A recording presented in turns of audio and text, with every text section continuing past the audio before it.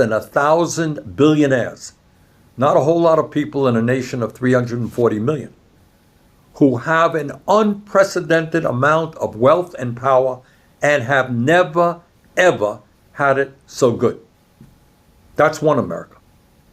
The other America, where the vast majority of our people live, consists of tens of millions of families who are struggling to put food on the table, pay their bills, and worry that their kids will have a lower standard of living than they do.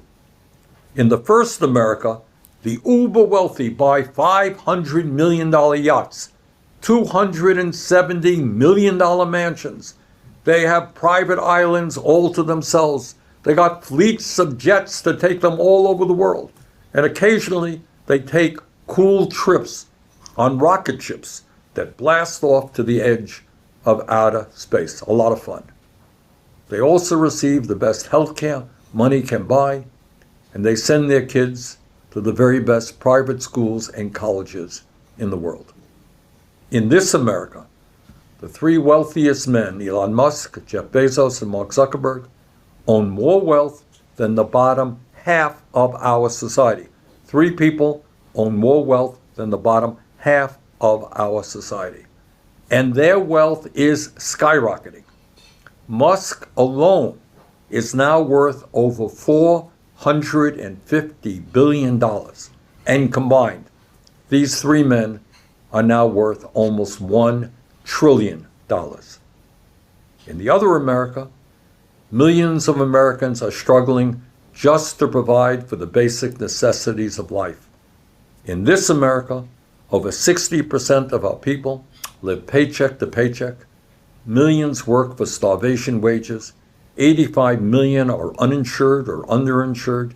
And over 60,000 die each year because they can't afford to go to a doctor on time.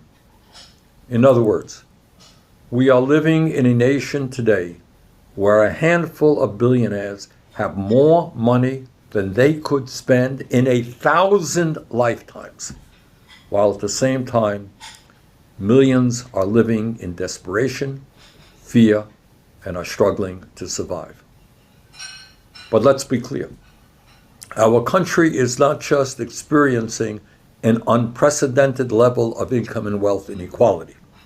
Today, the ruling elite have brought about a situation in which we now have more concentration of ownership than we have ever had before.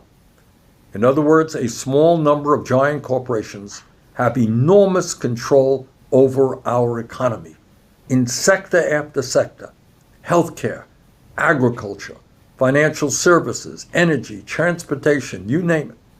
A small number of giant conglomerates control what is produced and how much we as consumers pay for their products. Unbelievably, just three Wall Street firms, BlackRock, Vanguard, and State Street, control assets of more than $22 trillion. These three Wall Street firms are the major shareholders in 95% of S&P 500 companies, exerting enormous control of the largest corporations in the world. Three Wall Street firms, unbelievable power. And that is not all in terms of what's going on today. It's not just the billionaire ownership and control over the economy and the media that should concern us. The uber rich are also buying our government. They are buying our government and undermining American democracy. Never before in our history have we seen a ruling class with so much political power. As a result of the disastrous Citizens United Supreme Court decision, billionaires and their super PACs can spend unlimited sums of money on political campaigns. And that is exactly what they are doing. You get one vote. They get to spend unlimited amounts of money. During the 2024 election cycle, just 150 billionaires, 150 people, spent nearly $2 billion to buy politicians who support their agenda and to defeat candidates who oppose their special interests. Billionaires who represent just 0.0005% of our population accounted for 18% of total campaign spending. My friends, that is not democracy. That is not one person, one vote.